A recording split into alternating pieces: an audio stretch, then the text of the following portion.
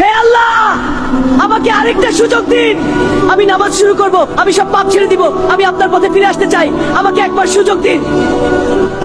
আমি তো শুধু একটু ফোন ব্যবহার করছি, নামাজ তো পরে পড়ব, এখন উঠতে ইচ্ছা করছে না। সময় তো অনেক আছে সামনে, এত তাড়াহুড়া করার কি দরকার। রাত বাড়তে লাগলো, কিন্তু সে নামাজ ভুলেই গেল। আজ নামাজটা বাদ দিলাম, শরীরটাও একটু ক্লান্ত লাগছে। কাল থেকে ঠিকমতো শুরু করব। আল্লাহ তো ক্ষমাশীল, তিনি বুঝবেন।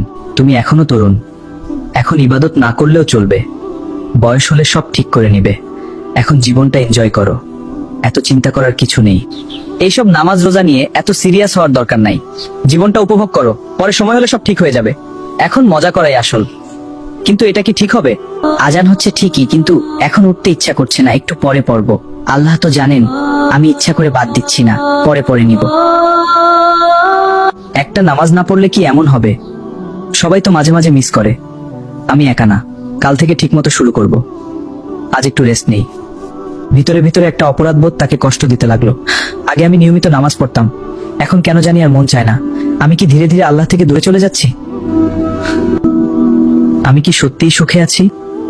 এত কিছু করার পরেও কেন শান্তি পাচ্ছি না? মনে হচ্ছে কিছু একটা হারিয়ে ফেলেছি। রাত যত গভীর হলো তার অস্থিরতা তত বাড়তে লাগলো। আজ খুব অস্থির লাগছে, বুকটা কেমন চাপচাপ করছে।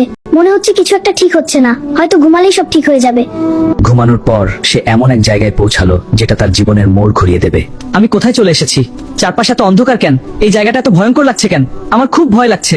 তুমি কি ভেবেছিলে তোমার প্রতিটা কাজের হিসাব হবে না? তুমি কি মনে করেছিলে নামাজ ছেড়ে দিলেও কেউ কিছু বলবে না?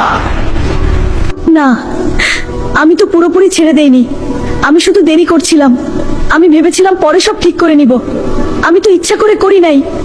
শাস্তির ভয়াবহতা তার সামনে ফুটে উঠল। শয়তান তোমাকে বলেছিল, কিন্তু সময় তো শেষ হয়ে যায়। যখন মৃত্যু আসে তখন আর ফিরে আসার সুযোগ থাকে না। হে আল্লাহ, আমাকে আরেকটা সুযোগ দিন। আমি নামাজ শুরু করব, আমি সব পাপ ফিরে আসতে চাই, আমাকে একবার সুযোগ দিন। আমি আমার ঘরে, কিন্তু এত বাস্তব লাগছিল, মনে হচ্ছিল সব সত্যি। আল্লাহ আমাকে হয়তো সতর্ক করলেন। এইটা কোনো সাধারণ স্বপ্ন না, এটা আল্লাহর পক্ষ থেকে একটা বার্তা। আমি যদি এখন না বদলাই তাহলে আমার শেষটা খুব খারাপ হবে। অনেকদিন পর সে নিজে থেকেই নামাজের জন্য দাঁড়ালো। হে আল্লাহ, আমি আপনার কাছে ফিরে আসলাম। আমি অনেক গুনাহ করেছি, আমাকে মাফ করে দিন। আমাকে সঠিক পথে চলার তৌফিক দিন। আমি আর কখনো আপনার আদেশ অমান্য করব না। আমি নামাজ ছাড়ব না। আমি শয়তানের ধোঁকায় আর পড়ব না। আমাকে শক্তি দিন। ধীরে ধীরে সে বদলে যেতে লাগলো। শয়তান সবসময় ছোট ছোট পাপ দিয়ে শুরু করায়, তারপর ধীরে ধীরে মানুষকে পুরো পথভ্রষ্ট করে দেয়। তাই এখন থেকেই সাবধান থাকতে হবে বলে। শেষটা এখানেই না, এটা ছিল নতুন জীবনের শুরু। যদি সত্যিই বাঁচতে চান তাহলে আজ থেকেই আল্লাহর পথে ফিরে আসুন। নামাজ, কোরআন আর তওবাই আমাদের একমাত্র মুক্তির পথ।